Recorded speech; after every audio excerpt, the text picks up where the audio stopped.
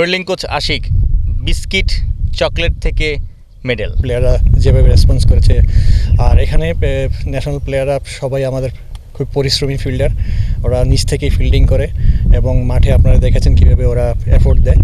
তো special thanks আমাদের প্লেয়ারদের প্রতি যে ওরা এটাকে খুব পজিটিভলি নিয়েছে। এটাতে করে আসলে টিম বন্ডিংটা বাড়বে, নিশ্চয়ই প্লেয়াররাও আসলে আরও বেশি এক্সাইটমেন্ট কাজ করবে। জি অবশ্যই। আর একটা কথা হলো, আমরা জীবনে যা কিছু করি সবই আনন্দের জন্য। ক্রিকেট খেলি আর যা কিছু যে চাকরি করি বা সংসার করি, আনন্দটা আসল।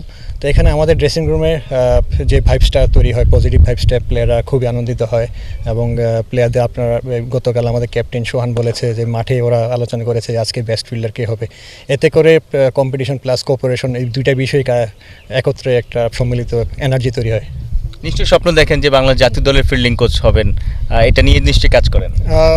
অ্যাকচুয়ালি আমি নিজেকে ইমপ্রুভ করার জন্য কাজ করছি। ফিল্ডিংয়ের ক্ষেত্রে আমি সবার কাছ থেকে জ্ঞান নেই, বা প্লাস ওদের কোয়ালিটিটা হয়তো কপি করি না, কিন্তু গুণাগুণটা আমি ধারণ করার চেষ্টা করি এবং সেক্ষেত্রে আমার খুব উপকার হয়। অস্ট্রেলিয়ার কোচ আছে, ট্রেভর পেনি আছে, আপনার টুইনিং আছে অস্ট্রেলিয়ান ফিল্ডিং কোচ, ইন্ডিয়ার কোচ আছে ন্যাশনাল টিমে যিনি দিলীপ আছে, ওনাদের সাথে আমার যোগাযোগ হয়, অনেক হেল্প করে আমাকে।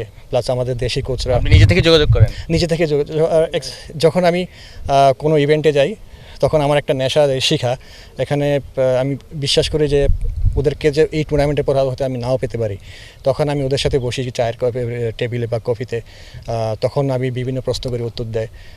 এবং বিপিএল যখন হয় তখন কোচদের সাথে আমি মত বিনিময় করি, তখন আমি অ্যালাইন করতে পারি আমার কোচিং আইডিয়া এবং ওদের আইডিয়া যে কীভাবে ইমপ্রুভ করা যায়। আমি হয়তো বেস্ট 11-এ খেললাম, বোলিং আমার খারাপ হতেই পারে, টিমে যদি 6টা-7টা বলার থাকে আমাকে অফ করে দিতে পারে, আমি ব্যাটিংয়ে হয়তো রান না পেতেই পারে, কিন্তু আমাকে ফিল্ডিং করতেই হবে। আর ফিল্ডিং এমন একটা বিষয় যে পুরো টিমকে জাগিয়ে তোলে মাঠে এবং ম্যাচ উইনিংয়ের ক্ষেত্রে ভূমিকা রাখে। আমরা যদি রেশিও দেখি গত 5-7 বছর 10 বছরে বিশ্ব ক্রিকেটে বাংলাদেশ হয়তো নিচের দিকেই আছে আসলে সেই লেভেলে ফিল্ডিংয়ে যদি স্ট্যাট দেখি। সো সেই জায়গাটাতে আসলে আমাদেরকে আসলে ছোটোবেলা থেকে ভালো মাঠের ঘাটতির কারণে আসলে ফিল্ডিংটা সেভাবে ইমপ্রুভ করে না। গ্রাউন্ড ফিল্ডিং হতে পারে, ডাইভ দেওয়া, সব কিছু মিলে রান আউট করা, বহির্বিশ্বে ভালো মাঠের কারণে কি তারা এগিয়ে যায়, নাকি ছোটোবেলা থেকে আমরা আসলে ফিল্ডিংটাকে সেইভাবে আসলে গুরুত্বপূর্ণ মনে করি না? আমাদের মাঠ একটা খুব ইম্পর্টেন্ট। আপনি খুব ভালো প্রশ্ন করেছেন এবং মাঠ খুবই একটা ভালো ইম্পর্টেন্ট বিষয় এটা। কারণ আমরা যদি বাইরের দেশগুলোতেও দেখি, পার্শ্ববর্তী দেশগুলো মাঠ অনেক সুন্দর এবং ডাইভ দেওয়ার জন্য বা ফিল্ডিং করার জন্য খুব উপযোগী। আমাদের মাঠগুলো যদি এরকম হয় ডিস্ট্রিক্ট লেভেলে এবং ডিভিশনাল লেভেলে, সেক্ষেত্রে আমাদের বেটার গুড অ্যাথলেটিক ফিল্ডার তৈরি হবে ন্যাচারালি।